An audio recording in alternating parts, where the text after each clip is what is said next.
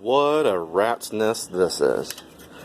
So, boys and girls, I don't like wiring. Not my favorite. But I think I'm going to have quite a bit of it here at this little bit of a project. So, what is all this?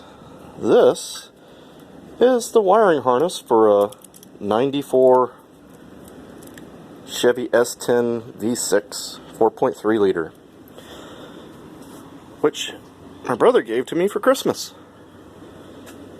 So, of course we're going to have to use it. You can't give, not use anything that's free.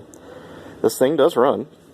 He actually has a video on his cell phone of it running on the ground. He actually kept all the wiring and labeled it all and just cut out the engine harness, so the engine actually does run, which is awesome. But what are we going to do with it? That is the question, isn't it? Well, it won't fit in here. No, we're not going to cut the bug up. So that leaves us the dune buggy. So yeah, we're going to do an engine swap on it. I'm not particularly a fan of engine swaps. Don't dislike them, but I think the idea is good when you go to replace it. Alright? And a good example is people say it's cheaper to put like a Subaru for the power level in your dune buggy bug or whatever. And they're half right. If you buy a complete car and are able to use everything off it, as in this situation here, and you're able to use the radiators, you're able to use the wiring harness, you're able to use all that and just have to buy an adapter plate, and you buy like a $500 or $600, even a $1,000 car, and you buy a $500 adapter plate, and you're able to use everything out of that car, you're right. If you're going to buy an engine from the junkyard and go from that route, you're kind of incorrect, because the engine will be $500 or $600, maybe $200 or $300 depending on where you're at. I think that all switches.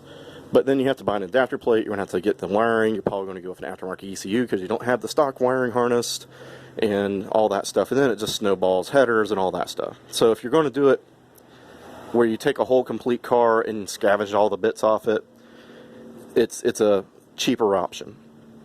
The next part of that equation is if you do blow the motor up, it's a cheaper option to replace your said. This thing's got like 170-ish horsepower. A Subaru has like 100, and depending on what you get, from like 120 to 250, depending on what you get there. Then replacement of your 200 horsepower Volkswagen, let's say, is going to be massively expensive compared to your replacement of a 200 horsepower in the other motor. So there is pluses and minuses. If you're going to do it from scratch, you're going to spend more money than probably just building a mildly hopped up Volkswagen for your project. If you're going with the whole complete setup from a vehicle, then you'll probably be on the positive side. The replacement of said motor is really where the price savings come into effect, because this little motor here is like a $300 motor. Anyways, they do make an adapter plate. Kennedy makes an adapter to go from the 4.3 to Volkswagen buses to the automatics and all that stuff, so that's not a problem there. One downside of this motor is that thing weighs 425 pounds. It is not a light girl. So, and it's going to just be in the engine cage. I might have to do something with the rear bumper, but that will all be dictated once I get that in the car, which means I got to save up some money for an adapter plate. So why would I do this if I'm not a particular fan of an engine swap? Alright, well, first off, there's a motor in that car, and yes, I am building the 1800. Original idea was probably to build 1800, probably put it in here for a while, take this motor out, bore it for 94s, and build like a 1915 or a 2200 of some sort, whatever. But this has something that does not, and those will not have. Even though this motor is only about 170 horse, 160, somewhere in there, when it was new, and it has 180,000 miles on it, so let's just say it's putting out $130. All right, this thing came from the factory with 235 foot-pounds of torque at 2,500 RPM. Don't care what size Volkswagen motor I build, I'm not going to be able to build that even remotely close to a price range that I could ever afford. So, being that this thing is a big, huge, heavy, slushy automatic powered dune buggy, I need something that has grunt to push it around. And that's what this motor will do. This motor is proven, reliable. It's not like some crazy thing. Used them in millions of cars and trucks, and even up until the early 2000s, I think, with the 4.3. It also is water cooled, which I think will help out with the weight being, I think an air-cooled motor would work, but with the automatic, I think that's going to put a little extra stress because it's got to spin that torque converter that's filled with fluid. So, you know, I think it'll be a highly stressed engine for an air-cooled, as where this is made to tote stuff around, so it should be plenty of power and torque for it. We're not trying to build a hot rod out of this, we're just trying to build something that can get out of its own way when it needs to and can have some fun out in the woods and be reliable. So, one thing about radiator placement, this thing's in a dune buggy, and I see lots of people put radiators into lots of different places. And for the most part, I think there's no right or wrong except for one. Alright? And one thing I see people do, and I understand they do it, why? It's easy placement, great airflow. They put it right behind the people's heads, you know? And that's fine and dandy until you've ever seen a radiator hose pop off. And then you realize your child's sitting there, or your buddy's sitting right there. If you ever seen somebody get scalded with steam, not pretty. So, your other choices are to move it. I've seen people put it on the back, by the engine cage, and put fans on it. That works. You could put it on the side maybe, but to me, the wrong place is a place that I could understand why you'd think it's the right place. Like I say, great airflow, easy to get to, access is pretty good, but the scalding factor is just not worth it.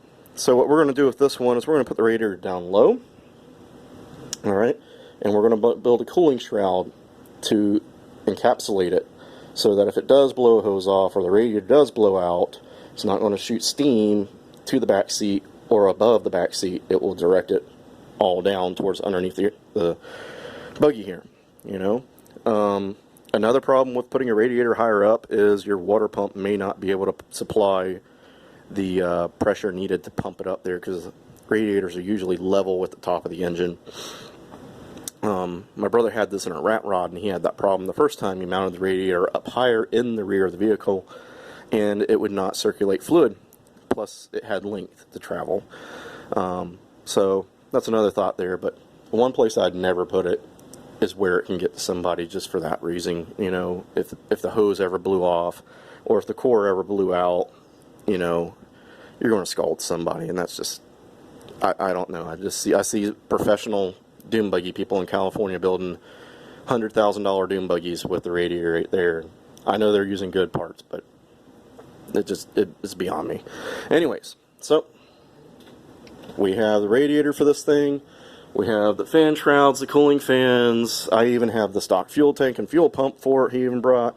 I have the exhaust system. He even gave me his engine hoist, because I can't pick that thing up. He also gave me his engine stand for right now to use. So, I think when we gather up enough pennies, we're going to buy an engine adapter so that we can at least mount this on there. But one thing I need to do first is I need to brace up the rear part of the cage to be able to build motor mounts off that, because the back end of the chassis was never made to support that much weight. So that will probably be the first project, is beefing up the rear of the cage to be able to hang the engine off the transmission in the cage, because the transmission mount I don't think will take all the weight of the transmission in that. That's like probably about 600 pounds of weight there, and it's only like 2 bolts holding that up. So motor mounts for the motor. So that'll be the next project on the buggy. Other than that, it's just collecting stuff, you know, not much to see there, but there's all my fuel lines for it. He even marked them, color-coded them, which one's return, which one's feed, which is awesome, so I can try and get this thing to run again. But I figured I'd let you guys see that. I know most people are not interested in the Volkswagen buggy, but it's what we're doing, and it's hopefully will help somebody one day when they go to build their buggy. On other news, I got some end castings, not those, but I got another set of end casting for John's motor. I got to match port those, so we'll do a video on that. I still got to keep chugging along here on the 1800. Just haven't had time. We will be doing that later. You can see a custom ignition switch and stuff for this thing. But that's what we're up to right now, boys and girls. We're going to have a V6 powered Chevy buggy. I don't know what we call it. But we have to think about what we're going to do with the power steering pump. I thought about maybe using it and buying a steering, they call them like a torque generator or something like that. But then I was like, man, that's too much extra stuff. So we'll probably delete that somehow, some way. We're obviously going to have to delete the AC pump because we're not going to run AC on a dune buggy.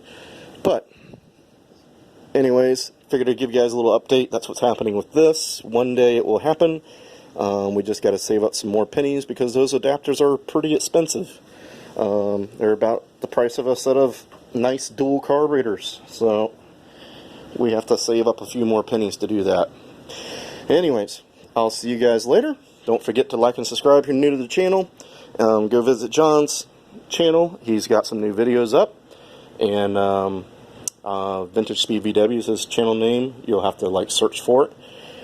I'll probably put a link in the description if I can.